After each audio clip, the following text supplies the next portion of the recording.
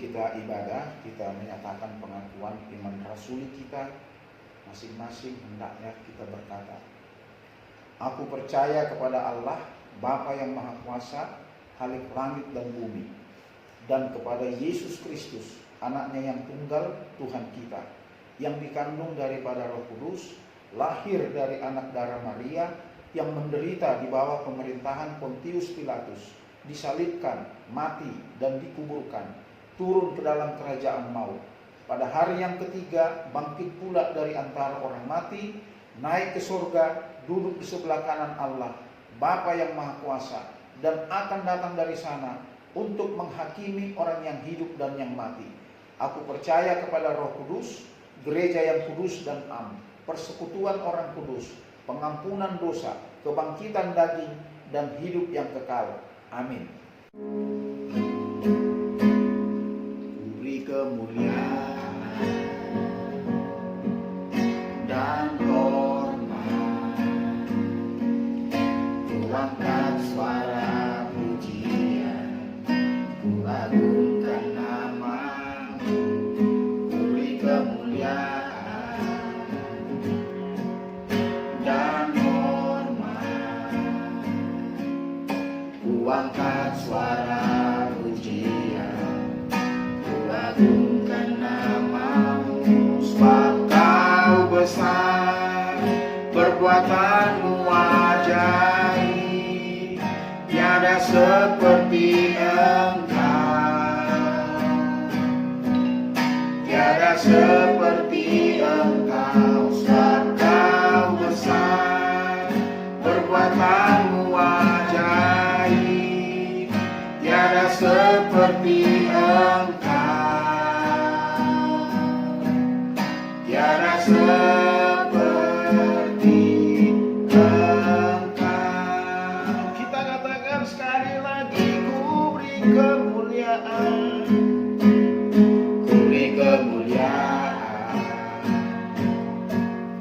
dan hormat, ku angkat suara pujian, ku agungkan nama-Mu. Ku beri kemuliaan dan hormat, ku angkat suara pujian, ku agungkan nama-Mu. Sebab Kau besar, perbuatan-Mu ajaib, tiada seperti Engkau, tiada seperti Engkau. Sebab Kau besar, perbuatan-Mu ajaib, tiada seperti Engkau, tiada seperti Engkau. Katakan, sebab Kau besar, sebab Kau besar, perbuatan-Mu ajaib, tiada seperti Engkau, tiada seperti Engkau. Sebab Kau besar, perbuatan-Mu ajaib, tiada seperti Engkau, tiada seperti Engkau, tiada seperti Engkau, tiada seperti Engkau.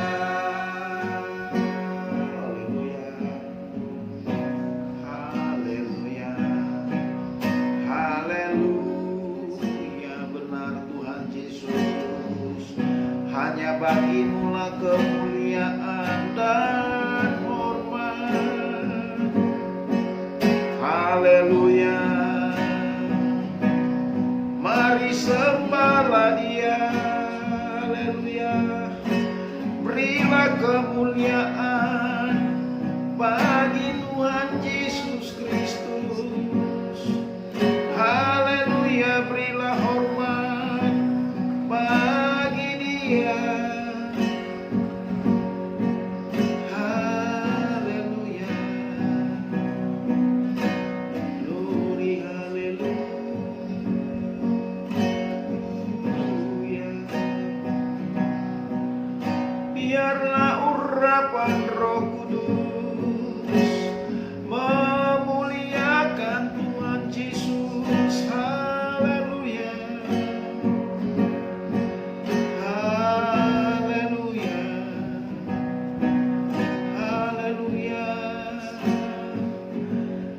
dan kita semua dipenuhi kuasa Roh Kudus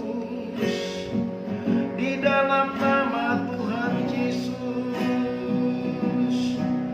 memuliakan nama-Nya. Haleluya, haleluya.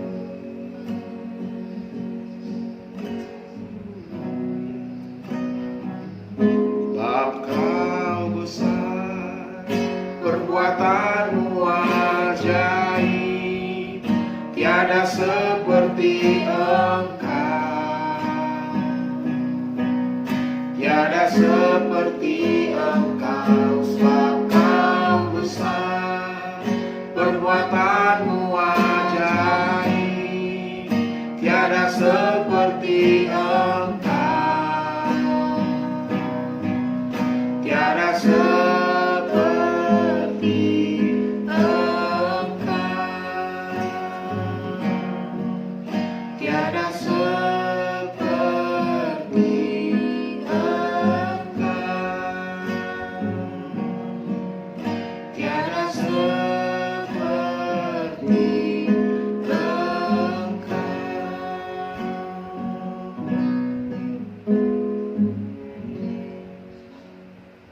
Benar Tuhan Yesus, Kau besar, tidak ada yang seperti Engkau. Hari ini kami mau mendengar suara Tuhan, firman Tuhan, belajar daripadamu, supaya kami lebih sungguh-sungguh mengenal Engkau, Tuhan Yesus Kristus, Allah kami yang hidup, yang ada di tengah-tengah kami. Firman-Mu berkata, di mana 2-3 orang berkumpul dalam namaku, di situ aku ada. Kami percaya Tuhan Yesus, Engkau ada sekarang bersama kami. Tolong Tuhan, tutup bungkus kami dengan darah Yesus. Berikanlah kami roh hikmat makrifat oleh Roh-Mu, Roh Kristus, Roh Allah, Roh Kudus, di dalam namamu, di dalam nama Tuhan Yesus Kristus. Kami menerima kuasa firman Allah yang hidup. Kami percaya firman-Mu dimeteraikan, menyatu dengan tubuh, jiwa, dan roh kami, di dalam roh hati kami, berakar, bertumbuh, berbuah, dan kami semua boleh menjadi pelaku-pelaku firman di dalam nama Tuhan Yesus Kristus. Haleluya. Semua kita yang percaya katakan amin. Amin. Saja kita baca ya, dari Yesaya 7:14 ya. Kita mau belajar dari firman Tuhan ini.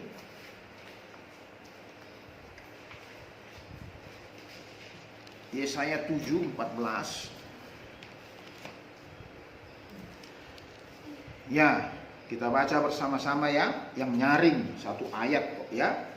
1, 2, 3. Sebab itu Tuhan sendirilah yang akan memberikan kepadamu suatu pertanda. Sesungguhnya seorang perempuan muda mengandung dan akan melahirkan seorang anak laki-laki, dan ia akan menamakan dia Immanuel. Amin. Berbahagialah kita yang membaca firman Tuhan, merenungkan dan melakukannya. Pertanyaannya, mengapa Tuhan sendiri yang memberikan tanda? Ya, sebab ayat-ayat sebelumnya Tuhan berfirman kepada Raja Ahaz, raja di Yehuda, ya. Katanya, mintalah suatu pertanda dari Tuhan Allahmu. Biarlah itu sesuatu dari dunia orang mati. Itu ayat 10-11 ya.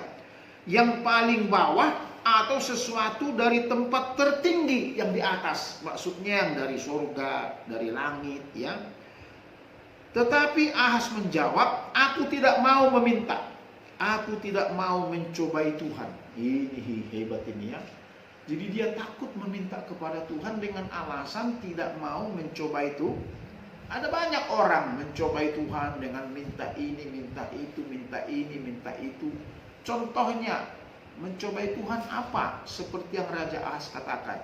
Dia mengingatkan kepada orang-orang Israel pada zaman itu. Ketika di padang gurun, mereka sudah berjalan bersama Tuhan. bersungut-sungut, ya, minta makanan, kok lapar ini Tuhan. Padahal kalau Tuhan menyertai kita, berjalan bersama kita, tidak ada satupun manusia yang dibiarkan Tuhan lapar. Amin. Ingat ketika Tuhan Yesus memberikan hanya 2 ekor ikan, 5 potong roti, ya, memberikan kepada 5.000 orang manusia, laki-laki yang dihitung pada zaman itu. Belum termasuk kalau ada perempuan, belum termasuk kalau ada anaknya 1 orang aja yang ikut. Berarti itu minimal 15.000 orang. Hanya dengan 5 roti dia bagi-bagi, dipotong-potong roti itu. Apa yang terjadi? Sisa 12 bakul. Mereka semua kenyang. Artinya apa, Bapak Ibu Saudara yang kekasih dalam Tuhan Yesus? Setiap Tuhan ada bersama kita, tidak mungkin dibiarkannya manusia itu lapar. Nah, orang Israel ketika lapar bersungut-sungut. Kalau tahu begini, ngapain kita keluar dari Mesir, ya? Enak di Mesir, ada bawang pre, bawang putih, ada macam-macam, daging segala macam. Padahal betul ada makanan banyak, tetapi di Mesir seandainya pun ada makanan, padahal belum tentu orang Mesir memberikan Israel itu makanan, karena mereka menjadi budak. Seandainya ada pun, apakah Tuhan tidak bisa memberikan yang lebih banyak, lebih baik, lebih enak dari makanan di Mesir? Amin. Bisa. Karena dia pencipta langit, bumi, laut, dan segala isinya. Tetapi Israel mencoba itu, tidak bersyukur, tidak berterima kasih. Dia dimerdekakan, dibebaskan dari Mesir. Sebaliknya bersungut-sungut, minta makanan, minta roti. Ya. Apa yang terjadi? Tuhan kirimkan roti malaikat, jatahnya malaikat yang disebut manna. Diberikan bukan hanya 1 hari, karena Tuhan Allah adalah pencipta. Dia bertanggung jawab terhadap umatnya yang dimerdekakan dari Mesir, dari rumah perbudakan, yang dibawa dengan tangannya yang teracung kuat, lengannya yang kuat, dituntun. Diberikan 40 tahun, mulai dari keluar dari Mesir sampai mereka masuk ke tanah Kanaan. Ketika masuk barulah stop itu manna dari surga. Menarik, ya. Tuhan bisa kirim dari surga. Makanya jadi anak Tuhan, umat Tuhan, jangan takut terhadap makan dan minum. Jangan takut terhadap berkat. Ada banyak peristiwa pengalaman kita beserta Tuhan. Dia selalu menolong kita tepat pada waktu. Amin. Ya, kesaksian kita luar biasa. Bagi orang tuh hal-hal sepele, hal kecil, tapi bagi kita hal yang luar biasa. Ya toh? Bagaimana orang-orang digerakkan Tuhan, segala alat benda digerakkan Tuhan, supaya kita bisa menerima berkat dari Tuhan, supaya kita hidup seperti layaknya anak-anak Tuhan yang lain yang dipeliharanya. Amin. Nah, itu dia. Jadi Ahas Raja Yehuda tidak berani minta tanda, tidak mau mencoba itu Tuhan. Akhirnya Yesaya marah sama dia. Kamu bikin capek Allah saja. Ya sudah, itulah tadi yang kita baca. Tuhan sendiri, Allah sendiri akan memberi tanda. Apa tandanya? Tanda tentang kelahiran Tuhan kelahiran anaknya. Maka tema kita hari ini adalah the name of Jesus, Immanuel. Bisa juga the sign from the Lord, Immanuel. Artinya God with us. Ya. Jadi tema kita hari ini Immanuel. Ini dia nih. Immanuel ini yang tidak ada, yang tidak diberikan kepada orang yang tidak menerima Yesus sebagai Tuhan. Tidak ada penyertaan Allah bagi orang yang tidak menerima Yesus sebagai Tuhan. Walaupun kau orang Kristen beribadah, tapi kalau kau tidak buka hatimu menerima Dia sebagai Tuhan dan Juru Selamatmu yang hidup, maka tidak ada imanmu, ibadahmu hanya kosong-kosong saja. Immanuel itu sangat penting. Artinya Allah beserta kita, Allah menyertai kita. Nah, itu dia. Jadi pertanyaan yang pertama, bagian yang pertama yang kita dapat dari firman Tuhan ini, ya, apa itu yang kita dapat? Immanuel adalah program Allah atau kehendak Allah. Mengapa demikian? Dari kata Allah sendiri, Tuhan sendiri yang akan memberikan kepadamu suatu pertanyaan, itu kehendak Allah, program Allah. Artinya kelahiran Yesus di tengah-tengah dunia ini, firman Allah, Allah yang menjadi manusia. Yesus adalah firman Allah, Allah yang menjadi manusia. Itu adalah program Allah, kehendak Allah. Amin. Bagaimana caranya? Caranya melalui kelahiran mukjizat. Mukjizat, kelahiran ajaib dari seorang perawan virgin, ya. Seorang perempuan gadis muda itu disebut perawan yang belum pernah disentuh oleh seorang laki-laki. Ya. Namanya siapa? Maria, Mary. Dia masih bertunangan.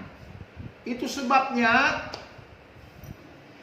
Yusuf tunangannya berusaha menceraikan dia. Mengapa demikian?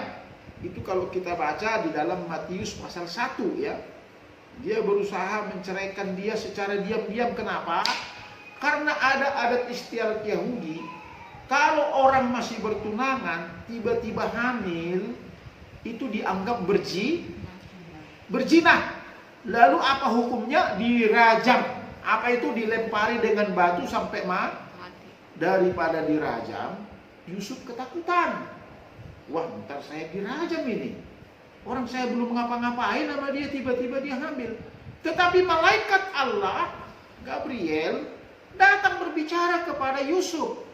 Yusuf, jangan kau ceraikan dia. Karena dia hamil itu atas kehendak Allah, program Allah. Amin. Iya, dengan apa? Kuasa Roh Kudus. Dengan apa? Dengan firman Allah, perkataan Allah. Kuasa Roh Kudus masuk. Kehendak Allah yang maha tinggi membuat Maria mengandung hamil. Nah, kalau Allah yang punya program kehendak, tentu tidak ada yang bisa merajam. Tidak ada yang bisa melempari dengan batu. Tidak ada yang bisa menghujat, ya. Karena itu kehendak Allah.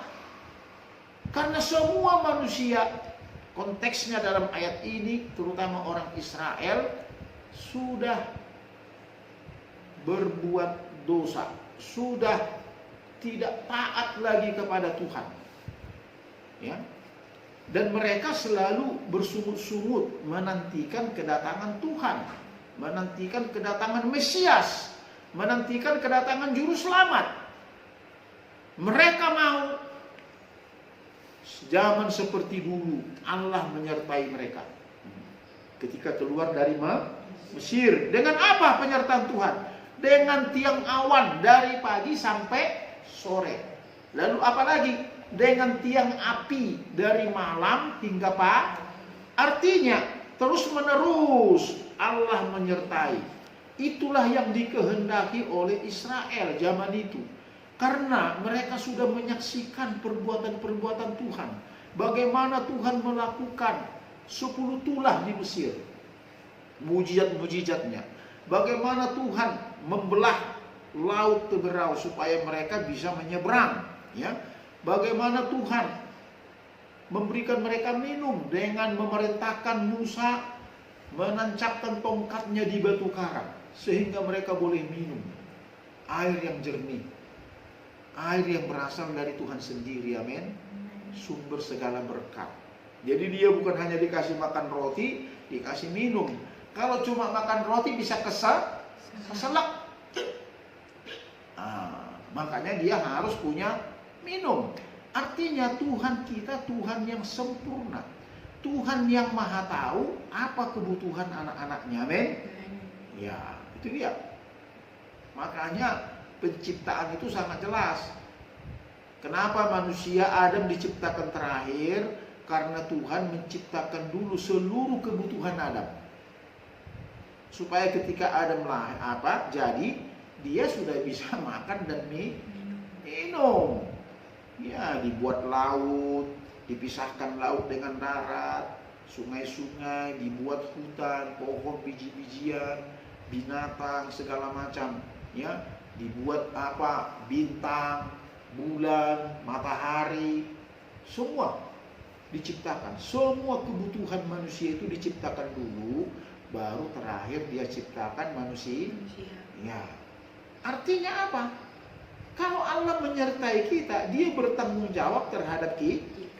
Amin. Ini dia. Jadi ini yang pertama tadi apa? Program Allah. Kehendak Allah itu yang pertama, ya. Kalau manusia itu ya bisa aja kau punya program, punya rencana. Tapi program Allah yang paling utama. Ya. Yang berikut, yang kedua dari pembacaan firman Tuhan tadi. Kelahiran mukjizat. Ya. Apa dia bilang? Sesungguhnya seorang perempuan muda mengandung dan akan melahirkan seorang anak laki-laki. Jadi Allah berbicara, ini seorang perempuan muda, seorang perawan, virgin, yang belum pernah disentuh oleh laki-laki. Itu akan mengandung. Nah, semua manusia ini terkejut. Tidak mungkin. Bagaimana mungkin tiba-tiba bisa hamil? Ya, kita udah tahu dong cerita Abraham dan Sarah. Sarah yang udah tua, nenek peot, ya. Udah 90 tahun. Maaf nih, jalannya aja udah bungkuk. Jadi makanya Sarah berbicara. Makanya Sarah mengambil Hagar, pembantunya, orang yang bekerja di rumahnya. Supaya apa? Supaya bisa dihampiri oleh Abraham. Supaya pikiran Sarah, pikiran sebagai manusia, aku punya anak dari seorang gadis, ya, yang muda. Karena ini masuk di akal. Makanya manusia di muka bumi ini tidak percaya. Banyak ngarang-ngarang yang dibilang Maria itu saudaranya Musa dan Harun lah, ya. Nah, itu beda ratusan tahun, ya. Dan ini firman Tuhan ini, nubuatan Yesaya ini dikatakan ribuan tahun baru Yesus lahir. Bukan asal-asal. Makanya Alkitab ini sempurna dari Kejadian sampai Wahyu. Itu adalah firman Allah. Amin. Berbicara kepada manusia, digenapi ketika Yesus lahir. Jadi, nggak mungkin dong. Bagaimana? Makanya ada orang yang tidak percaya akan peristiwa ini, kejadian yang real ini, fakta ini, yang berkata begini, wah, berarti Maria itu suaminya Allah. Karena dia menghujat, tidak percaya kuasa Allah. Kenapa demikian? Karena bagi Allah tidak ada yang mustahil. Ya, bagi Allah tidak ada yang mustahil. Because for God nothing is impossible. Amen? Nggak ada mustahil. Allah itu, He is a great, besar, maha besar. Apalagi? He is most high, dia maha tinggi. Apalagi? He is omnipresent. He is omniscient. Dia maha hadir. Dia maha tahu, dia maha besar. He is almighty. Dia maha kuasa. He is not limited by time and space. Dia tidak dibatasi ruang dan waktu. Allah kita bisa bekerja di mana saja, bisa menciptakan apa saja. Makanya tiba-tiba Maria hamil, itu adalah pekerjaan Allah itu adalah program Allah, itu adalah kehendak Allah. Amin. Ya orang heran, lu heran aja. Terserah lu kalau mau percaya, puji Tuhan. Nggak percaya, puji Tuhan. Amin. Allah tidak peduli. Tapi yang Allah peduli, dia melakukan kelahiran mukjizat, ya. Untuk apa? Untuk menyelamatkan manusia berdosa. Supaya setiap manusia berdosa yang percaya kepada peristiwa ini dan menerima Yesus sebagai Tuhan dan Juru Selamat yang hidup, ya, dia memperoleh hidup yang diselamatkan, diampuni, ya, dihapuskan kesalahan-kesalahannya, diampuni dosa-dosanya. Amin. Disucikan, dikuduskan. Itu sebabnya Yesus disebut anak Allah, the man of God. Juga disebut anak manusia. Apa itu? The son of God dan the son of man. Bukan the man of God. The man of God itu manusia Allah, ya. Sorry, tapi the son of God, anak Allah. Juga anak manusia, the son of man. Mengapa demikian? Karena Maria mengandung nggak punya bapak. Bapaknya adalah makanya dia disebut Bapa. Ampunilah mereka, sebab mereka tidak tahu apa yang mereka perbuat ketika Yesus di kayu salib. Amin. Dia minta bapaknya mengampuni, ya. Bahkan ketika mengajar kita berdoa, nanti kita doakan juga, ditutup dengan doa Bapa kami. Bapa kami yang di sorga. Jadi Allah itu disebut Bapa. Orang ribut semua. Kalau Yesus mengatakan Allah di sorga itu Bapaknya, dia menyamakan dirinya dengan Allah. Dia adalah Allah. Dia adalah firman Allah. Yohanes 1 ayat 1. Pada mulanya adalah firman. Firman itu bersama-sama dengan Allah. Firman itu adalah Allah. Yohanes 1:14. Firman itu atau Allah itu telah menjadi manusia dan diam di antara kita. Dwell among us, diam di antara kita. Ini yang menarik nih. Makanya dia menyebut Allah itu Bapaknya. Loh, kenapa dia disebut anak manusia? Karena dia lahir dari seorang manusia. Tapi anak manusianya beda. Dia harus huruf besar. Anaknya, manusianya, anak manusia lahir dari seorang manusia. Inilah kelahiran ajaib, kelahiran mujizat. Kenapa harus demikian? Supaya Allah bisa menyatakan diri kepada manusia, bisa menyatakan dirinya. Makanya Allah menyatakan diri lewat anak yang di pangkuannya. Tidak ada seorang pun yang pernah melihat Allah. Yohanes 1:18. Allah menyatakan diri lewat anak yang di pangkuan. Siapa anak di pangkuannya itu? Tuhan Yesus. Itu dia. Jadi Allah mau menyatakan dirinya.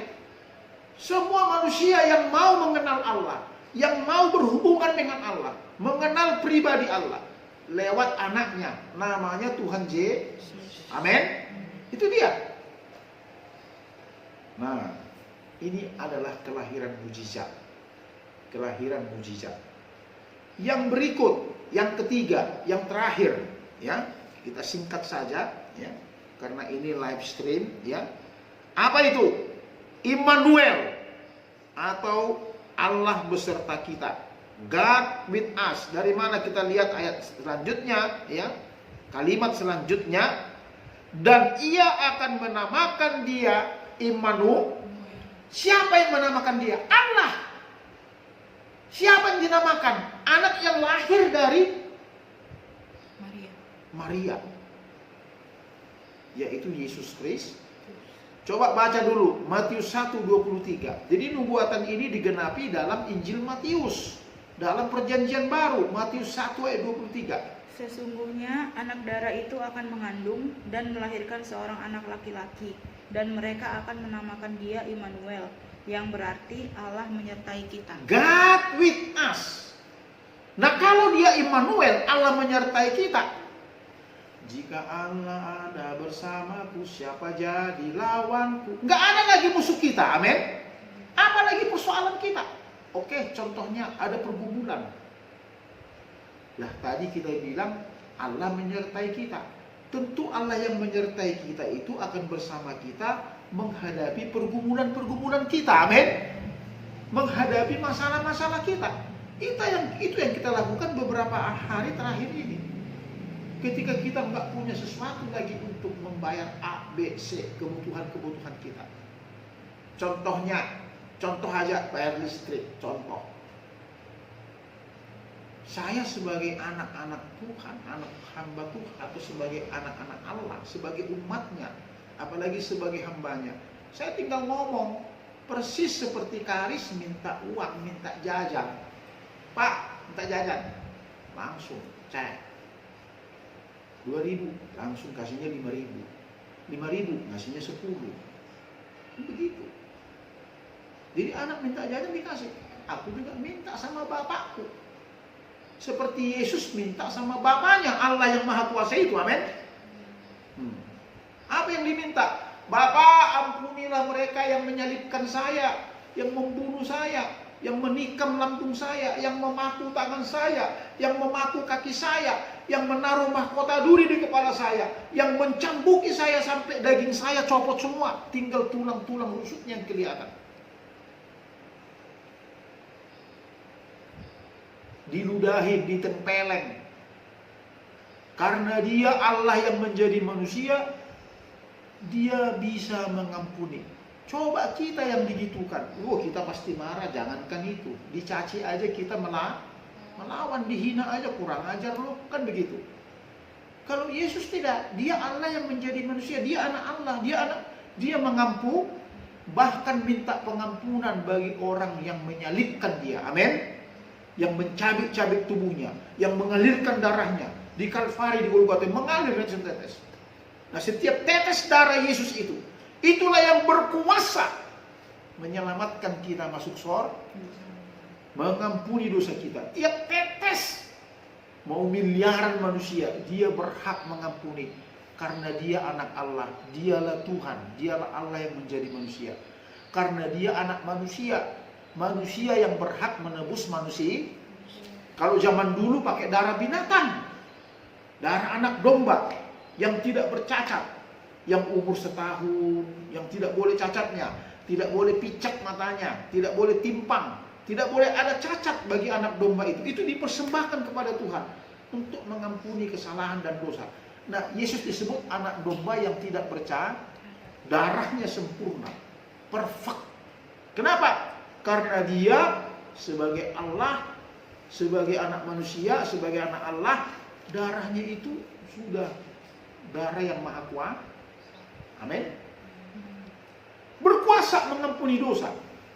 Makanya kalau kita kemana-mana, kau kemana-mana, pakailah kuasa darah Allah itu. Periksa, apakah kau sudah memiliki kuasa darah Allah? Darah Yesus Kristus, darah anak Allah. Pakai kuasa darah Yesus yang mengalir ke usaha hidup. Untuk apa? Melawan kuasa iblis, kuasa setan. Amin. Karena dengan kuasa darah itulah setan ditaklukkan di bawah kaki Kristus disalib. Amin. Jadi dia bukan kalah, tapi justru dia dimuliakan, ditinggikan, menang atas kuasa iblis. Amin. Menang atas kuasa dosa. Kalau kita nggak menerima kuasa darah Yesus, wah, sudah. Kita hanya ibadah rutinitas saja. Jadi dia Immanuel. Nah, kalau dia Immanuel, dia yang maha kuasa. Dia pencipta langit, bumi, laut, dan segala isinya. Apalagi problem kita? Apalagi masalah kita? Oh iya Pak, ini ada istilah, ya. Saya banyak utang Pak. Ya udah, kita berusaha membayar utang kita, ya.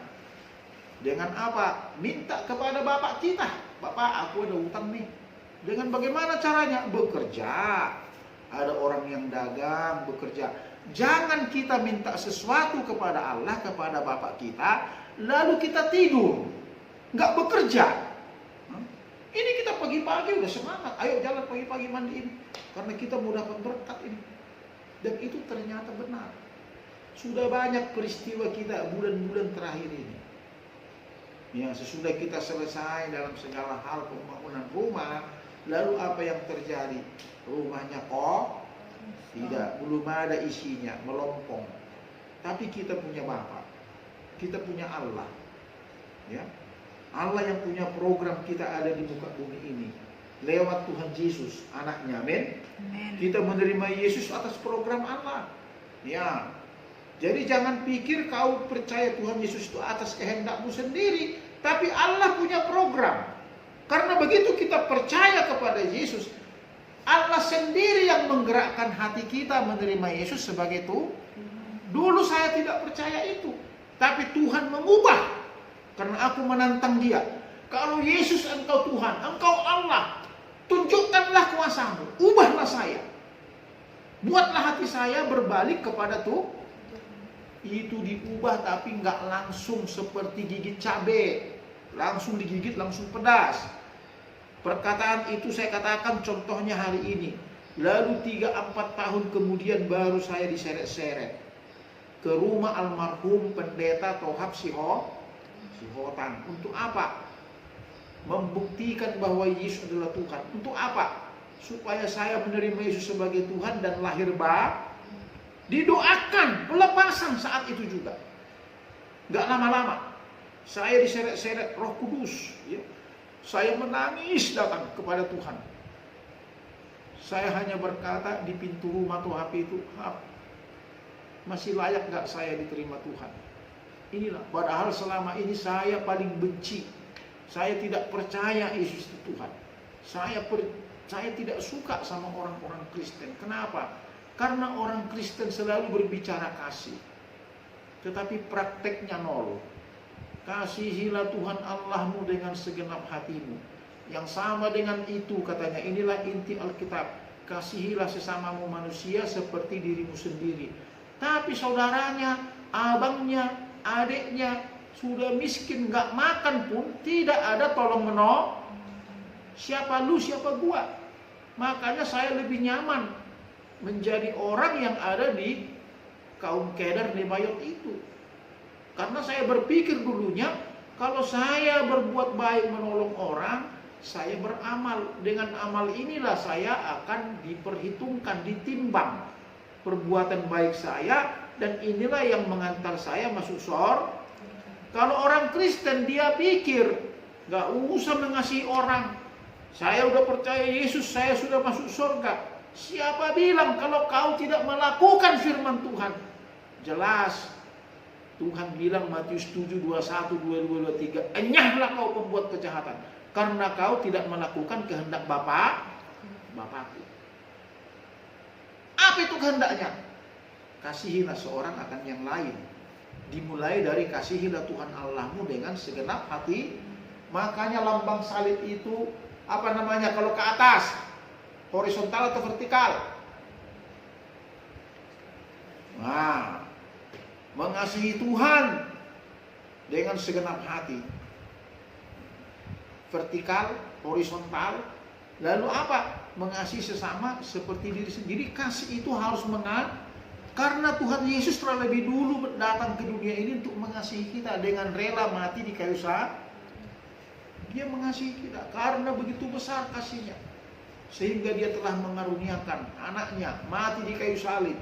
Darahnya tercurah, dagingnya tercabik-cabik, tangan dan kakinya dipaku, kepalanya dimahkotai duri tajam berdarah-darah, luka, kena keringat perih, lambungnya ditombak, darah mengalir sampai habis darahnya seperti air. Sebelum dia mati, Bapa, ke dalam tanganmu kuserahkan nyawaku. Dan dia minta ampunilah mereka, sebab mereka tidak tahu apa yang mereka perbuat. Kok dia udah disiksa, dibunuh masih mengampuni? Karena dia Allah yang menjadi manusia, datang ke dunia ini untuk tujuannya mengampuni dosa. Kalau orang itu mau, kalau nggak mau silakan. Amin. Kalau mau diampuni dosa, terima dia sebagai Tuhan dan Juru Selamat. Nah, hari ini kita belajar 3 peristiwa dari satu firman Tuhan, Yesaya 7:14 ini. Yang pertama tadi apa? Kehendak Allah, bahwa Immanuel itu, ya, kedatangan Tuhan ke dunia ini, kedatangan Allah adalah program Allah, kehendak Allah, bukan kehendak manusia, bukan program manusia. Amin. Bukan program Nabi, terutama Nabi Yesaya, bukan. Tetapi program Allah. Yang kedua, dari ayat ini, kelahiran mujizat, miracle birth. Ya. Yang ketiga, God with us, Immanuel. Jadi tujuannya Allah berfirman ini, ya, membuat tanda seorang perempuan muda melahirkan. Tujuannya supaya Allah, Dia yang Maha Kuasa, pencipta langit dan bumi itu menyertai kita. Amin. Pertanyaannya, apakah Bapak Ibu Saudara percaya bahwa Dia Allah yang menyertai kita lewat iman kita kepada Tuhan Yesus? Amin. Yang percaya angkat tangan. Turunkan tanganmu. Yang berikut, apakah percaya jika Allah menyertai kita, maka semua kebutuhan kita, pergumulan kita, persoalan kita, Allah akan menyertai kita. Dia akan mencukupkan segala apa yang kita perlukan. Yang percaya angkat tangan. Turunkan tanganmu. Yang ketiga, kalau Allah menyertai kita, apakah saudara percaya Dia akan mengubah mindset kita, hati kita yang tadinya tidak melakukan firman Tuhan, melakukan firman-Nya. Apa itu? Mengasihi Tuhan Allah dengan segenap hati dan mengasihi sesama manusia seperti diri sendiri. Amin. Yang percaya angkat tangan. Turunkan tanganmu. Ya, kita berdoa. Bapa, kami mengucap syukur. Saya sangat sederhana, terbatas menyampaikan firman Allah yang hidup ini tentang kelahiran dari seorang perawan, seorang anak, yaitu anak Allah dan anak manusia, dari seorang gadis atau seorang perawan yang belum pernah disentuh oleh laki-laki lewat Maria. Karena itu nubuat Nabi Yesaya ini dinubuatkan berapa ribu tahun sebelum kelahiran itu. Itu menunjukkan ini adalah program Allah, kehendak Allah. Dan ini menunjukkan kelahiran Yesus, kedatangan Yesus ke dunia ini adalah kelahiran mukjizat. Dan tujuannya adalah supaya Allah bisa menyertai semua manusia yang percaya, yang menerima Dia sebagai Tuhan dan Juru Selamatnya. Makanya hari ini, saudaraku yang kekasih dalam Tuhan Yesus, semua orang yang mendengar program ini, percayalah, jika Allah menyertai kita, Dia Maha Kuasa, Dia Maha Besar, Dia Maha Hadir, Dia Maha Tahu, Dia Maha Tinggi, Dia pencipta langit, bumi, laut, dan segala isinya. Tidak ada yang mustahil bagi Dia. Dia tidak dibatasi ruang dan waktu. Katakanlah, Dia ada di sorga bersama Bapaknya, duduk sebelah kanan. Tetapi karena Dia Allah yang Maha Kuasa, Allah yang Immanuel, Dia bisa menyertai kita di bumi ini, dimanapun saudara berada. Dan ketika kita disertai oleh Allah di dalam nama Tuhan Yesus Kristus, maka apapun problem masalah kita, katakan kepada Dia, ya Bapa, Tuhanku Yesus Kristus yang Immanuel, tolonglah sertai saya dalam setiap masalah dan pergumulan saya. Ketika Engkau berseru demikian, maka Dialah yang akan berotoritas, Dialah yang akan menolong kita menyelesaikan semua pergumulan dan masalah kita. Karena itu, terima kasih untuk hari ini. Saudara diberkati Tuhan lewat firman Tuhan ini. Dan aku percaya, aku mau berdoa untuk semua orang yang mendengar, terutama yang di rumah ini, juga orang-orang di luar sana. Bapa, seperti firman-Mu hari ini adalah program-Mu, kehendak-Mu bagi kami, melalui kelahiran mukjizat, melalui kelahiran Tuhan Yesus Kristus tengah-tengah dunia ini. Immanuel, tujuan-Mu adalah supaya Engkau menyertai kami. Engkau menyertai semua manusia yang menerima Engkau, menerima Yesus, percaya kepada Yesus, membuka hati, menerima Yesus sebagai Tuhan dan Juru Selamat yang hidup. Sertailah mereka, semua yang mendengar firman Tuhan hari ini.